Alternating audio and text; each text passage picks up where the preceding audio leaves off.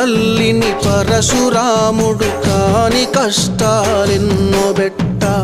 ఇంటి ఇంటికి పోయినను కాపాడమని కన్నీరు బెట్ట కన్న తల్లిని పరశురాముడు కాని కష్టాలెన్నో పెట్ట